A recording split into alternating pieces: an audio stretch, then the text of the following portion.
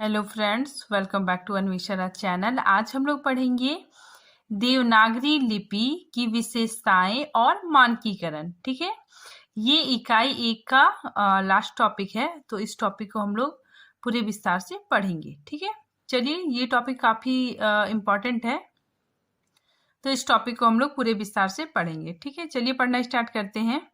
प्रत्येक भाषा की अपनी लिपि होती है। ठीक है, तो हर भाषा की अपनी लिपि होती है जिनमें उस भाषा को लिखा जाता है। लिपि का आधार लिखित संकेत होते हैं। ठीक है, तो लिपि का आधार क्या होता है? लिखित संकेत। ठीक है, लिखित संकेतों को ही लिपि कहते हैं। ठीक है, आगे देखिए। हिंदी की लिपि देवनागरी है, अंग्रेजी का रोमन, उर्दू का फारसी और पंजाबी का गुरुमुखी लिपि में लिखी जाती है। ठीक है, तो पंजाबी गुरुमुखी लिपि में लिखी जाती है। ठीक है, नेक्स्ट देखिए। भारत में प्राचीन समय से 3 लिपियां प्रसिद्ध थी। ठीक है, तो प्राचीन समय से 3 लिपियां प्रसिद्ध थी। ठीक है, कौन कौन देखिए। पहला है सिंधु घाटी लिपि, दूसरा खरोष्ठी लिपि और तीसरा ब्राह्मी लिपि। ठीक है, देखिए, सिंधु घाटी लिपि कुछ चित्राक्षर थी तो कुछ ध्वन्याक्षर थी। ठीक है, अब देखिए, देवनागरी लिपि का आविष्कार ब्राह्मी लिपि से हुआ है। ठीक है, यहाँ पे देखिए देवनागरी लिपि का विकास कैसे हुआ, इस चीज को हम लोग डायग्राम से समझेंगे। सबसे पहले देखिए ब्राह्मणी लिपि। ठीक है, इसकी 2 शैलियां हुई, एक दक्षिणी शैली और दूसरा उत्तरी शैली। ठीक है, दक्षिणी शैली के अंतर्गत तेलुगु, कन्नड़, तमिल लिपि का विकास हुआ। ठीक है, आगे देखिए उत्तरी शैली के अंतर्गत गुप्त शैली विकसित हुई। ठीक है, 4 या 5वीं सदी में। ठीक है, फिर गुप्त लिपि से सिद्ध मात्री या कुटिल लिपि विकसित हुई। ठीक है, देखिए कुटिल लिपि को हुई सिद्ध मातृका लिपि कहा जाता है। ठीक है, अब देखिए कुटिल लिपि से भी दो लिपि विकसित हुई, देवनागरी लिपि और शारदा लिपि। ठीक है, तो अभी हमारा जो लिपि है वो देवनागरी लिपि है और ये कुटिल लिपि से निकली है। ठीक है, तो देवनागरी लिपि 9वीं सदी में विकसित हुई और शारदा लिपि 10वीं सदी में। ठीक है, तो ये देवनागरी लिपि का विकास क्रम है। सिद्ध मातृका लिपि। ठीक है, सिद्ध मातृका लिपि को डॉक्टर बुलर ने न्यून कोणीय लिपि नाम दिया है। ठीक है, आगे देखिए, यही लिपि कालांतर में कुटिल लिपि के नाम से जानी जाती है। ठीक है, तो सिद्ध मातृका लिपि ही कुटिल लिपि के नाम से जानी जाती है। ठीक है, अब हम लोग देखते हैं देवनागरी लिपि का विकास। ठीक है, सबसे पहले ब्राह्मणी लिपि आया। ठीक है, उसके बाद गुप्त लिपि का विकास हुआ। ठीक है, उसके बाद फिर कुटिल लिपि का विकास हुआ, फिर देवनागरी लिपि का विकास हुआ। ठीक है, अब हम लोग देखते हैं देवनागरी लिपि की विशेषताएं। ठीक है, तो ये टॉपिक हमारे सिलेबस में भी है, तो इसको हम लोग थोड़े विस्तार से पढ़ेंगे।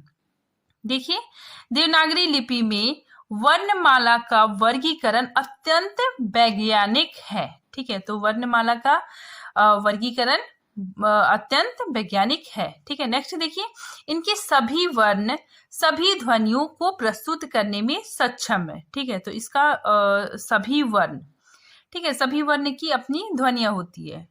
ठीक है, तो सभी वर्ण सभी ध्वनियों को प्रस्तुत करने में सक्षम है। नेक्स्ट देखिए, पूरी वर्णमाला पहले स्वर। ठीक है, देखिए पूरी वर्णमाला में पहले स्वर आता है, उसके बाद फिर व्यंजन आता है। ठीक है, तो इसीलिए यहाँ पे कहा जा रहा है कि पूरी वर्णमाला पहले स्वर व फिर व्यंजन में वर्गीकृत किया गया है। ठीक है, नेक्स्ट देखिए, देवनागरी लिपि बाईं से दाईं ओर लिखी जाती है। नेक्स्ट है उच्चारण एवं लेखन में एक रूपता। ठीक है, मतलब जैसा बोला जाता है वैसा ही लिखा जाता है। ठीक है, नेक्स्ट देखिए, व्यंजन वर्णों का वर्गीकरण उच्चारण स्थान के आधार पर किया गया है। ठीक है, तो हम लोग सभी जानते हैं कि व्यंजन वर्णों का वर्गीकरण उच्चारण स्थान के आधार पर रखा गया है। ठीक है, जैसे देखिए कंठ। ठीक है, तो कंठ से हम लोग मतलब क वर्ग का उच्चारण करते हैं। ठीक है, फिर तालव्य, मूर्धन, मूर्धा, दंत, ओष्ठ। ठीक है, अंतस्थल, अंतस्थ, उसमें संयुक्त व्यंजन के रूप में वर्गीकृत किया गया है। ठीक है, तो ये हमारी वर्णमाला को बहुत ही वैज्ञानिक ढंग से वर्गीकृत किया गया है।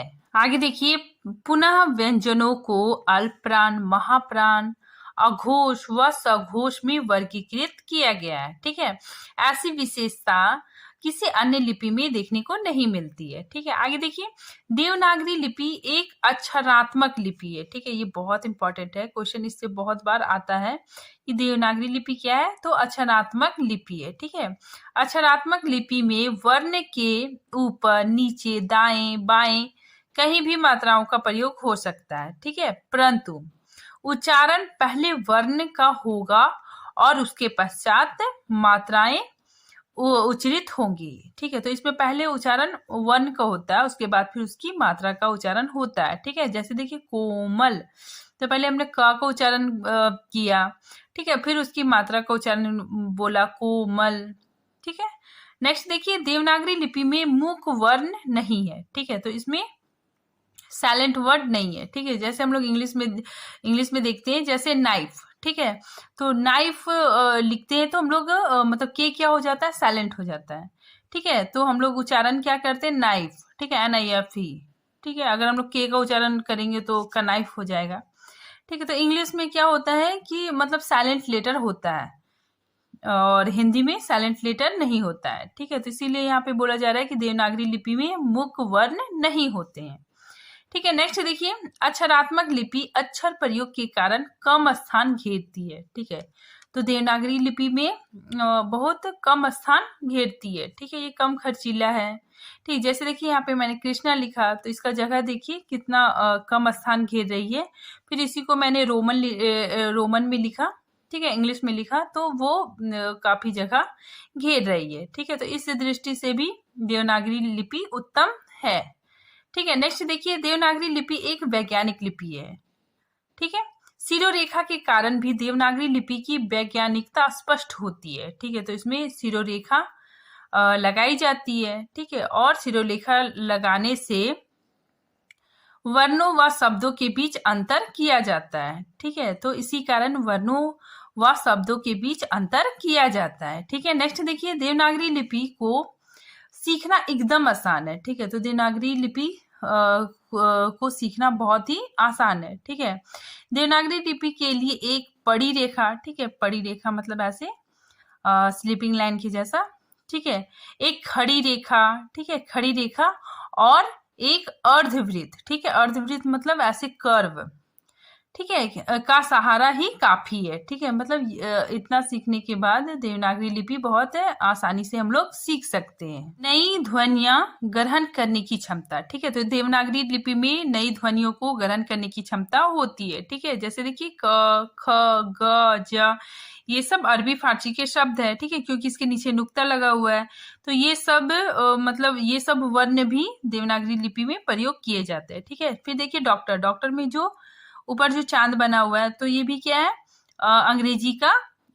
अंग्रेजी भाषा का है, तो वो देवनागरी लिपि में आके मिलजुल गई है। ठीक है, इसीलिए यहाँ पे बोला जा रहा है कि नई ध्वनियां ग्रहण करने की इसमें क्षमता होती है। हम लोग देखेंगे देवनागरी लिपि के मानकीकरण के प्रयास। ठीक है, तो देवनागरी लिपि के मानकीकरण में क्या क्या प्रयास किए गए उसको हम लोग पूरे विस्तार से देखेंगे। ठीक है, देखिए, स्वाधीनता आंदोलन में हिंदी को राष्ट्रभाषा का दर्जा प्राप्त होने के साथ ही देवनागरी लिपि के मानकीकरण का सवाल उठना शुरू हो गया। ठीक है, इस संबंध में कई व्यक्तित्व और संस्थागत प्रयास किए गए। ठीक है, तो इसी वजह से व्यक्तित्व और संस्थागत प्रयास किए गए। ठीक है, पहले हम लोग देखते हैं व्यक्तित्व प्रयास। ठीक है, सबसे पहले प्रयास संभवतः बाल गंगाधर तिलक ने 1904 में किया। ठीक है, तो ये काफी इंपॉर्टेंट है कि सबसे पहले प्रयास किसने किया, बाल गंगाधर तिलक ने।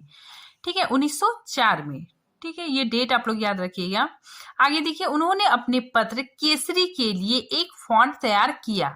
ठीक है, तो उनकी एक पत्रिका निकलती थी केसरी नाम से। ठीक है, तो वो अपने पत्र केसरी के लिए एक फॉन्ट तैयार किए। ठीक है, जिसे तिलक फॉन्ट के रूप में प्रसिद्धि मिली।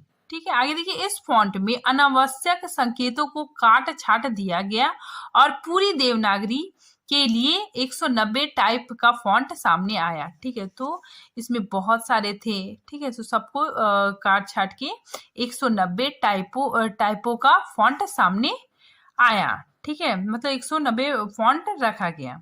आगे देखिए नेक्स्ट, 20वीं शताब्दी के आरंभ में ही जोस्टिम शारदा चरण मित्र ने लिपि विस्तार परिषद, ठीक है, देखिए यहाँ पे इन्होंने क्या किया, लिपि विस्तार परिषद का निर्माण किया। ठीक है, जिसका उद्देश्य सभी भारतीय भाषाओं के लिए, ठीक है, तो इनका क्या उद्देश्य था कि सभी भारतीय भाषाओं के लिए एक लिपि का निर्माण करना था। ठीक है, देवनागरी में वे ऐसे सुधार करने के पक्ष में थे जिससे अन्य भारतीय भाषाओं के सारे संकेत भी इस लिपि में समाहित हो जाएं। ठीक है, तो ये ऐसा मतलब देवनागरी लिपि में सुधार करना चाहते थे जिसमें अन्य भारतीय भाषाओं के सारे संकेत भी इस लिपि में समाहित हो जाएं। ठीक है, तो ये व्यक्तित्व प्रयास जस्टिन सरदाचरण ने किया था। 20वीं सदी के आरंभ में सवाकर बंधुओं ने, ठीक है, सवाकर बंधुओं ने भी प्रयास किया। ठीक है, तो उन्होंने स्वरों के लिए अ की 12 खड़ी तैयार की। ठीक है, ये काफी इंपॉर्टेंट है। सवाकर बंधुओं ने क्या किया, स्वरों के लिए आ की 12 खड़ी तैयार की। ठीक है, इनमें सारे स्वरों को आ से ही मात्रा जोड़कर लिखा जाता था। ठीक है, मतलब सारे स्वर आ में ही मात्रा जोड़कर लिखा जाता था। ठीक है, जैसे देखिए आ में देखिए ई, ठीक है, इसमें देखिए बड़ी लगा हुआ है, फिर आ में ही छोटी लगा हुआ है। ठीक है, ए ओ, ठीक है, फिर ऊ, तो इसमें छोटा ऊ लगा हुआ है, फिर आ में ही बड़ा ऊ लगा हुआ है। ठीक है, तो इस तरह 12 खड़ी तैयार किए गए। ठीक है, यह प्रयोग महाराष्ट्र में काफी प्रचलित हुआ। ठीक है, तो यह प्रयोग महाराष्ट्र में काफी प्रचलित हुआ और महात्मा गांधी ने भी अपने पत्र हरिजन सेवक में इस शैली का प्रयोग किया था। ठीक है, तो ये काफी इंपॉर्टेंट है, पूछा जाता है क्वेश्चन कि किसने सवाकर बंधुओं की 12 खड़ी का प्रयोग किया था, तो महात्मा गांधी ने। ठीक है, महात्मा गांधी ने अपने पत्र हरिजन सेवक में इस शैली का प्रयोग किया था। ठीक है, आगे देखिए, अन्य व्यक्तित्व प्रयासों में काशी के श्रीनिवास का प्रयास महत्वपूर्ण है। ठीक है, तो देखिए श्रीनिवास जी ने भी व्यक्तित्व प्रयास किए। ठीक है, इन्होंने सुझाव दिया कि सारे महाप्राण व्यंजनों को हटा दिया जाए। ठीक है, और अल्प प्राण व्यंजनों के नीचे, ठीक है, अल्प प्राण व्यंजनों के नीचे ये एस का संकेत करके ही महाप्राण को व्यक्त कर दिया जाए। ठीक है, तो ये इन्होंने सुझाव दिया। ठीक है, लेकिन इसको मतलब इस सुझाव को माना नहीं गया। ठीक है, इसको स्वीकार नहीं किया गया। डॉक्टर गोरखनाथ का सुझाव, ठीक है, इन्होंने भी सुझाव दिया। देखिए डॉक्टर गोरखनाथ का सुझाव भी इस दृष्टि से महत्वपूर्ण था। उन्होंने कहा है कि मात्राओं का वर्णों के ऊपर नीचे दाएं बाएं होने से जो समस्या पैदा होती है। ठीक है, मतलब वर्णों का ऊपर नीचे दाएं बाएं होने से जो समस्या उत्पन्न होती है, ठीक है, उसके समाधान के लिए मात्राओं को वर्णों के बाद अलग से, ठीक है, मतलब मात्राओं को वर्णों के बाद अलग से दाहिनी ओर लिख देना चाहिए। ठीक है, जैसे देखिए दीपा लिखा हुआ द के बाद फिर मतलब थोड़ा स्पेस के बाद फिर छोटी की मात्रा है। ठीक है, मतलब अलग अलग करके लिखने का सुझाव दिया इन्होंने। ठीक है, लेकिन इसको स्वीकार नहीं किया गया। नेक्स्ट देखिए, डॉक्टर श्याम सुंदर दास ने, ये काफी इंपॉर्टेंट है, तो डॉक्टर श्याम सुंदर दास ने अनुस्वार के प्रयोग को व्यापक बनाकर देवनागरी को सरल बनाने का सुझाव दिया। ठीक है, तो इन्होंने अनुस्वार के प्रयोग को व्यापक बनाकर देवनागरी को सरल बनाने का सुझाव दिया। ठीक है, देखिए विशेष रूप से अंगा और इया के स्थान पर अनुस्वार का प्रयोग किया जाना चाहिए। ठीक है, तो इन्होंने कहा कि अनुस्वार के जगह पे नहीं, सॉरी, पंचमाक्षर की जगह पे अनुस्वार का प्रयोग होना चाहिए। ठीक है, देखिए यहाँ पे विशेष रूप से अंगा तथा इया के स्थान पर अनुस्वार का प्रयोग किया जाना चाहिए। ठीक है, क्योंकि ये संकेत काफी जटिल है। ठीक है, ऐसा करने से उच्चारण तो उच्चारण तो समान ही रहेगा पर लिपि सरल हो जाएगी। ठीक है, जैसे देखिए गंगा, गंगा पहले ऐसे लिखा जाता था। ठीक है, तो इसको हटा के अनुस्वार लिखा जाने का सुझाव इन्होंने दिया। ठीक है, देखिए चंचल, चंचल भी है, तो इसमें क्या है कि इसको हटा के अनुस्वार का प्रयोग किया जाना चाहिए। ठीक है, ये सुझाव दिया और ये सुझाव स्वीकार भी हो गया। ठीक है, नेक्स्ट देखिए संस्थागत प्रयास। ठीक है, देखिए संस्थागत प्रयास में सबसे पहले प्रयास 1935 में हिंदी साहित्य सम्मेलन की ओर से हुआ। ठीक है, तो सबसे पहले प्रयास कब हुआ था? 1935 में। ठीक है, हिंदी साहित्य सम्मेलन की ओर से हुआ था। ठीक है, सम्मेलन में इस वर्ष में महात्मा गांधी के सभापति में, ठीक है, तो महात्मा गांधी क्या थे? सभापति थे। ठीक है, नागरी लिपि सुधार समिति बनाई गई। ठीक है, तो नागरी लिपि सुधार समिति बनाई गई और जिसके सभापति कौन थे? महात्मा गांधी। ठीक, महात्मा गांधी थे। ठीक है, और जिसका संयोजक, संयोजक मतलब सारा काम देखना। ठीक है, सारा कार्य देखना, तो सारा कार्य कौन देख रहे थे? काका कलेकर। ठीक है, तो ये लोग देख रहे थे। ठीक है, फिर देखिए समिति के प्रमुख सिफारिश ये थे। ठीक है, तो अब समिति में क्या क्या सिफारिश थे उन चीजों को हम लोग पढ़ेंगे। ठीक है, सबसे पहले सवाकर बंधुओं द्वारा सुनाई गई 12 खड़ी को स्वीकार किया जाए। ठीक है, तो इन लोगों ने मतलब ये सिफारिश की गई कि सवाकर बंधुओं द्वारा सुझाई गई 12 खड़ी को स्वीकार किया जाए। ठीक है, लेकिन इसको स्वीकार नहीं किया गया था। ठीक है, नेक्स्ट देखिए ध और माँ। ठीक है, तो ध और माँ मतलब जनरली मतलब लिखा जाता था, तो उसमें क्या था? गुजराती घुंडी लगाई जाए। ठीक है, तो उसमें क्या था कि गुजराती घुंडी लगाई जाए। ठीक है, तो गुजराती घुंडी मतलब ऐसे गोल बनाया जाए, तो इसको स्वीकार कर लिया गया।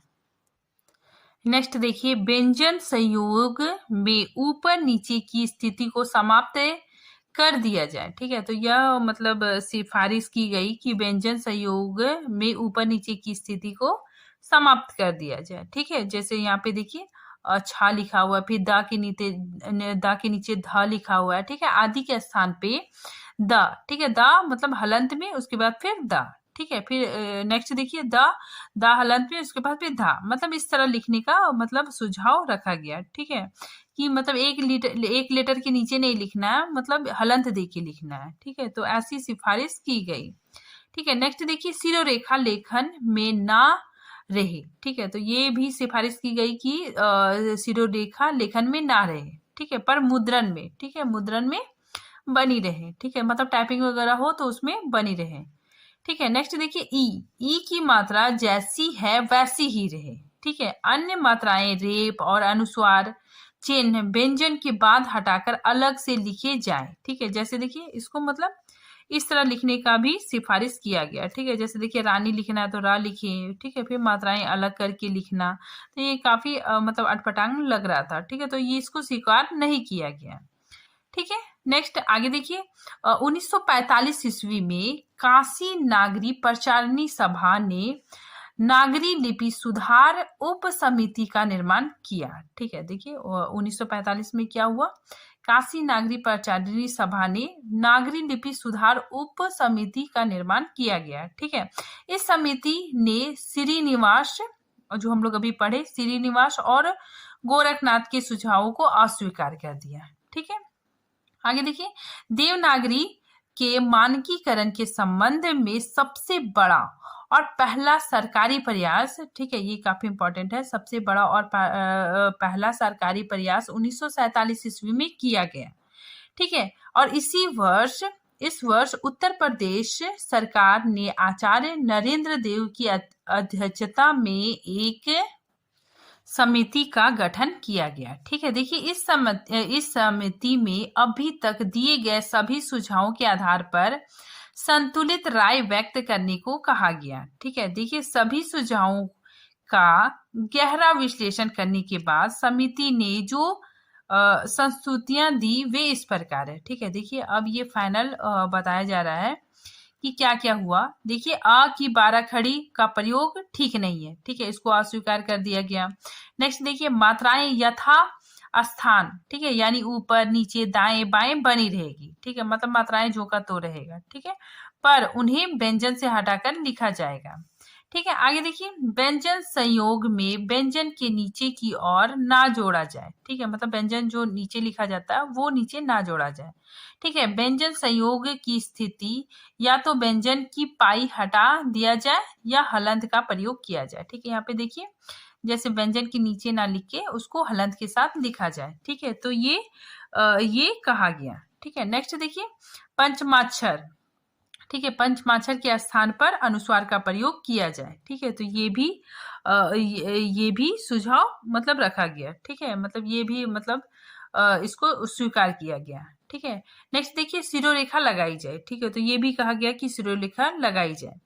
ठीक है, नेक्स्ट देखिए, निम्न संकेतों के बाद वाला रूप ही मान्य होगा। यहाँ पे देखिए, पुराने वर्ण है और ये इधर नए वर्ण है। ठीक है, मान्य वर्ण है। ठीक है, जैसे देखिए, आ पहले वैसे लिखा जाता था, फिर ऐसे लिखा जाने लगा। ठीक है, झा भी ऐसे पहले लिखा जाता था। ठीक है, ये पुराने वर्ण है। फिर इसका मानकीकरण होके इसको मानक रूप दिया गया। ठीक है, धा का भी प्रयोग इस तरह होने लगा। ठीक है, फिर भा भी उसमें घुंडी लगा के किया जाने लगा। ठीक है, इसको भी मान्यता प्राप्त हो गई। फिर छा को, फिर त्र और छा मतलब जो का तो ही लिखा जाने लग गया। ठीक है, आगे देखिए, 1953 ईस्वी में हिंदी भाषी प्रदेशों के शिक्षा मंत्रियों का सम्मेलन हुआ। ठीक है, देखिए 1953 में फिर क्या हुआ, शिक्षा मंत्रियों का सम्मेलन हुआ। ठीक है, जिसमें समिति के सिफारिश पर विचार किया गया। ठीक है, सम्मेलन में 2 नए सुझाव दिए गए। देखिए, इस सम्मेलन में 2 नए सुझाव दिए गए हैं। देखिए, इसमें क्या दिया गया कि ई की मात्रा पाई छोटी करके दाई और लिखी जाए। ठीक है, तो ऐसा सुझाव दिया गया, लेकिन इसको मतलब अस्वीकार कर दिया गया। ठीक है, नेक्स्ट देखिए, खा जो ऐसे लिखा हुआ है, र और वा को खा के रूप में लिखा जाए। ठीक है, मतलब दोनों सटा के लिखा जाए। ठीक है, ताकि इसे राव के रूप में पढ़ने का खतरा ना हो। ठीक है, मतलब अलग अलग अगर लिखेंगे तो राव पढ़ा जाएगा। ठीक है, अगर हम उसको मिला के लिखेंगे तो वो खा पढ़ाएगा। ठीक है, तो इसको भी मान्यता प्राप्त हो गया। ठीक है, इसमें देखिए, इससे जो पहले वाला जो सुझाव था कि ई की मात्रा पाई छोटी करके दाहिनी और लिखा जाए। ठीक है, तो इसको अस्वीकृत कर दिया गया। ठीक है, तो इसका कड़ा विरोध हुआ। ठीक है, और बाद में इसे अस्वीकृत भी कर दिया गया और दूसरा सुझाव जो खा लिखने वाला था उसको मिला के उसको स्वीकृति प्रदान हो गई। ठीक है, नेक्स्ट आगे देखिए, भारत सरकार ने 1955 ईस्वी में इस सुझाव को मान्यता दे दी। ठीक है, मतलब ये जो सुझाव थे उसको भारत सरकार ने मान्यता दे दी। राजकीय संदर्भों में भाषा प्रयोग में लिपि के इन्हीं नियमों को स्वीकार किया जाता है।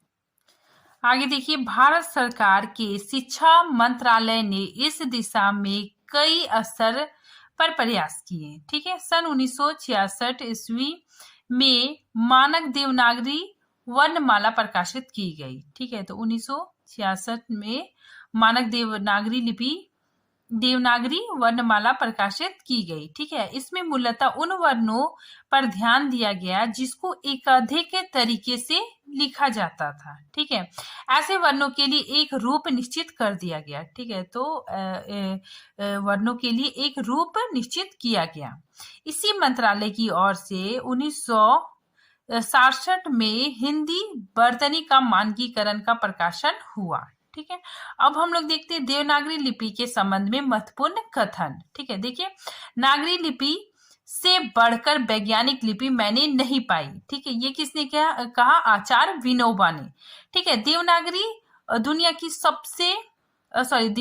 दुनिया की सर्वाधिक वैज्ञानिक लिपि है। ठीक है, ये किसने कहा? राहु सांकृत्यायन जी ने कहा। हम लोग देखते हैं केंद्रीय हिंदी निर्देशालय ने वर्तनी के मानकीकरण के लिए नियम बनाए। ठीक है, जो इस प्रकार है। देखिए, सबसे पहले खड़ी पाई वाले व्यंजनों के संयुक्त रूप परंपरागत तरीके से खड़ी पाई को हटाकर बनाई जाए। ठीक है, तो इसमें क्या है कि खड़ी पाई, ठीक है, अगर हम उसको मतलब संयुक्त रूप में लिख रहे हैं, ठीक है, उसको आधा करके लिख रहे हैं, तो उसकी खड़ी पाई हटाकर लिखी जाए। ठीक है, जैसे देखिए ख्याति, ध्वनि। ठीक है, नेक्स्ट देखिए क और फा को हुक के आधे भाग को हटाकर संयुक्ताक्षर बनाए जाए। ठीक है, अगर हम लोग क को आधा लिखेंगे तो उसमें क्या होता है, उसका जो झुका वाला भाग होता है, ठीक है, वो हट जाता है। ठीक है, तो हम लोग आधा का ऐसे लिखते हैं। ठीक है, तो पक्का बन गया। फिर दफ्तर भी पा ऐसे लिखा जाता है। ठीक है, नेक्स्ट देखिए, संयुक्त र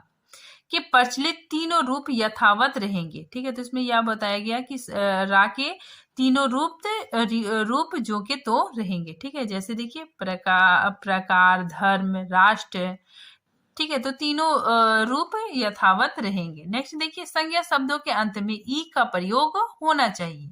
ठीक है, तो ई का प्रयोग होना चाहिए। ठीक है, और हम लोग जैसे या में बड़ी ही लगाते हैं, उसका प्रयोग नहीं होगा। ठीक है, जैसे देखिए, भलाई। ठीक है, भलाई लिख रहे हैं तो ये भलाई सही है। ठीक है, अगर हम या में छोटी बड़ी लगाते हैं तो ये गलत होगा। ठीक है, पिटाई, कमाई, पढ़ाई। ठीक है, तो ये पूरी तरह से मान्य है।